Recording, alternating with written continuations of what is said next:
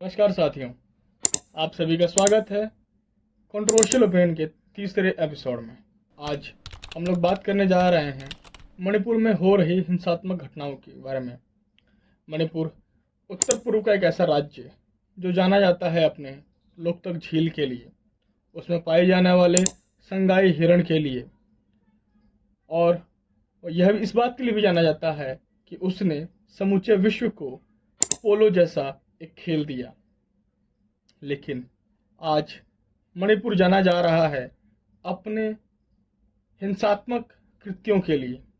मणिपुर में हालिया ही समय में एक समुदाय विशेष द्वारा एक अन्य समुदाय विशेष की महिलाओं की नग्न परेड निकाला है। इस वीडियो में हम बात करेंगे कि मणिपुर की जातीय संरचना क्या है, मतई समुदाय द्वारा अपने एसटी दर्जा पाने के लिए क्या तर्क दिए जा रहे हैं। वहीं इस बात की ही बात करेंगे कि क्या कारण है कि अन्य समुदायों द्वारा मणिपुर की इस मांग का विरोध किया जा रहा है।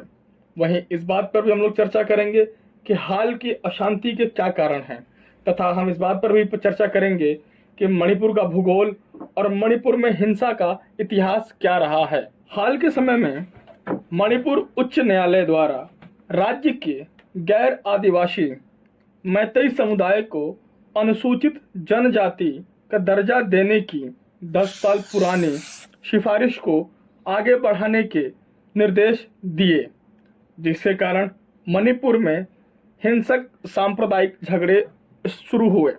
All tribal student union Manipur द्वारा मैतेई लोगों को एसटी सूची में शामिल करने के कथित कदम के खिलाफ आदिवासी एकजुटता रैली निकाली, जिसके बाद से हिंसा और बढ़ गई। अब बात करते हैं मणिपुर की जातीय संरचना क्या है।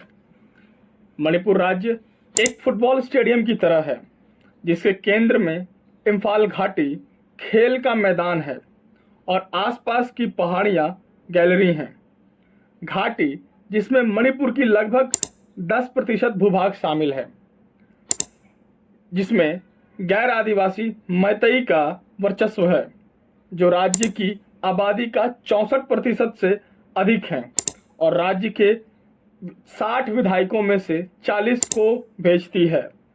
90% भौगोलिक क्षेत्र वाली पहाड़ियों में 35% से अधिक मान्यता प्राप्त जनजातियां निवास करती हैं, लेकिन विधानसभा में केवल 20 विधायकों को भेजती हैं, जबकि अधिकांश मैतेई हिंदू हैं और उसके बाद मुसलमान हैं। 33 मान्यता प्राप्त जनजातियां, जिन्हें मोटे तौर पर कोई नागा जनजाति और कोई कुकी जनजाति में वर्गीकृत किया गया है, जो बड़े पैमाने पर ईसाई धर्म को मानते हैं। अब हम बात करेंगे कि मैतेई समुदाय द्वारा अपने हक में एसटी दर्जे की मांग करने के लिए क्या पक्ष रखते हैं। मणिपुर की अनुसूचित जनजाति मांग समिति ने 2012 में मैतेई लोगों के लिए एसटी दर्जे की मांग शुरू की। 1949 में भारत संघ के साथ राज्य के विलय से पहले मैतेई को एक जनजाति के रूप में मान्यता दी गई थी। समुदाय को संरक्षित करने और मैतेई की पैतृक भूमि, परंपरा, संस्कृति और भाषा को बचाने के लिए एसटी दर्जे की आवश्यकता है। मैतेई लोगों को बाहरी लोगों के खिलाफ संवैधानिक सुरक्षा उपायों की आवश्यकता है, जिसमें कहा गया है कि समुदाय को पहाड़ियों से दूर रखा गया है, जबकि आदिवासी लोग सिकुड़ती जा रही इम्फाल घाटी में जमीन खरीद सकते हैं। मैतेई धीरे धीरे अपनी पैतृक भूमि पर भी हाशिए पर जाते जा रहे हैं। 1951 में उनकी जनसंख्या मणिपुर की कुल जनसंख्या का 59% थी, जो 2011 की जनगणना के अनुसार घटकर मात्र 44% रह गई है। वहीं नागा और कुकी आंदोलनों ने मैतेई राष्ट्रवाद को बढ़ावा दिया है। 1970 के दशक में जनसांख्यिकी परिवर्तन और पारंपरिक मैतेई क्षेत्रों के सिकुड़ने पर चिंताएं सामने आने लगी। वर्ष 2006 से 2012 की अवधि के दौरान मणिपुर में बाहरी लोगों को रोकने के लिए इनर लाइन परमिट की मांग उठी। मणिपुर की सीमा म्यांमार के साथ छिद्रिल है, यानी वहां पर किसी प्रकार की कोई बैरिकेडिंग नहीं है और न ही किसी प्रकार की प्राकृतिक अवरोध है।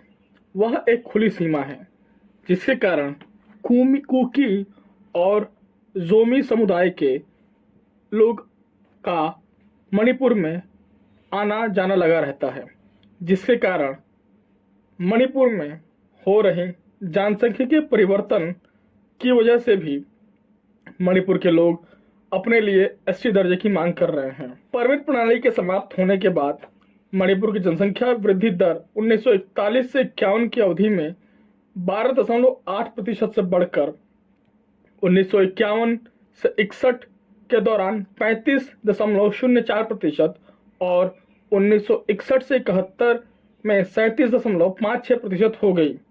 मणिपुर में सरकार रोजगार देने की सबसे बड़ी एजेंट है और नौकरियों में एसटी के लिए आरक्षण एक उचित लाभ के समान है। इसीलिए मणिपुर में मैतेई समुदाय भी अपने लिए एसटी दर्जे की मांग करता आया है। साथियों, अब बात करते हैं कि क्या कारण है कि अन्य समुदाय द्वारा मैतेई कम्युनिटी की इस मांग का विरोध किया जा रहा है। अन्य जनजातियों का मानना है कि मैतेई लोगों के पास जनसांख्यिकी और राजनीतिक लाभ हैं और वे शैक्षणिक रूप से अधिक विकसित भी हैं। मैतेइयों को एससी का दर्जा मिलने से नौकरी के अवसर खत्म हो जाएंगे और उन्हें पहाड़ियों में जमीन अधिग्रहण करने और आदिवासियों को बाहर धकेलने का मौका मिलेगा। मैतेई लोगों की भाषा संविधान की 8वीं अनुसूची में शामिल है और उनमें से कई को एससी यानी शेड्यूल कास्ट, ओबीसी यानी अदर बैकवर्ड कास्ट या ईडब्ल्यूएस यानी इकोनॉमिकली वीकर सेक्शन आदि स्थिति से जुड़े लाभ प्राप्त होते हैं। कुकी और नागा बताते हैं कि आदिवासी क्षेत्र राज्य के भौगोलिक क्षेत्र का 90% हैं, लेकिन इसके बजट और विकास कार्यों का बड़ा हिस्सा मैतेई प्रभुत्व वाली इम्फाल घाटी पर केंद्रित है। अब बात करते हैं साथियों कि हाल में इस अशांति के कारण क्या हैं। पहला कारण है साथियों परिसीमन प्रक्रिया में के मुद्दे।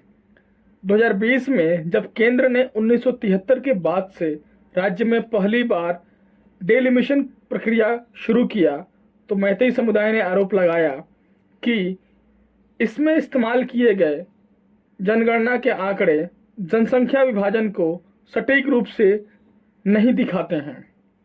वहीं दूसरी ओर जनजातीय समूह जिसमें कुकी और नागा शामिल है वो कहते हैं कि वे आबादी का 40% हिस्सा हैं और विधानसभा में उनका प्रतिनिधित्व कम है।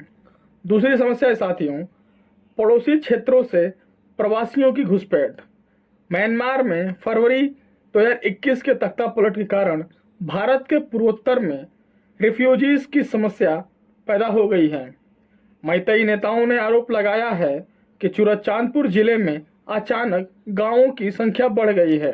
तीसरी और सबसे महत्वपूर्ण समस्या साथियों नशीली दवाओं की समस्या है। निहित स्वार्थों वाले कुछ आदिवासी समूह नशीली दवाओं के खिलाफ सरकार के अभियान को बाधित करने की कोशिश कर रहे हैं। नशा विरोधी अभियान की शुरुआत पोपी की खेती को नष्ट करके की गई। मणिपुर के कुकी जोमी से संबंधित अवैध निवासी साफ भूमि पर नशीली दवाओं का उत्पादन करते आए हैं। पहला हिंसक विरोध कुकी गांव के निवासियों को बेदखल करने पर भड़का था। चुराचांदपुर खौपुम संरक्षित वन क्षेत्र के 38 गांव अवैध बस्तियां हैं और इसके निवासी अतिक्रमणकारी जो अफीम के बगान और नशीली दवाओं के कारोबार के लिए आरक्षित और संरक्षित वनों और वन्य जीव अभयारण्यों का अतिक्रमण करते हैं। कुकी समूहों ने दावा किया है कि सर्वेक्षण और बेदखली अनुच्छेद 371 सी का उल्लंघन है क्योंकि कुकी हिल एरिया के निवासी हैं। साथियों, अनुच्छेद 371C मणिपुर विधानसभा की एक समिति के निर्माण का प्रावधान करता है, जिसमें राज्य के पहाड़ी क्षेत्रों से चुने गए सदस्य शामिल होंगे और उस समिति के उचित कामकाज की जिम्मेदारी राज्यपाल की होगी। राज्य स्तर पर मणिपुर विधानसभा पहाड़ी क्षेत्र समिति आदेश 1972 के तहत गठित पहाड़ी क्षेत्र समिति है।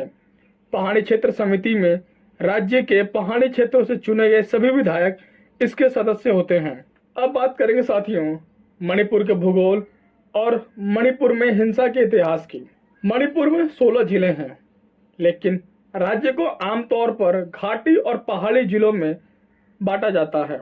आज के इम्फाल ईस्ट, इम्फाल वेस्ट, थौबल, विष्णुपुर और काकचिंग के घाटी जिले निंगथौजा राजवंश द्वारा शासित कांगलेइपाक के तत्कालीन साम्राज्य का हिस्सा थे।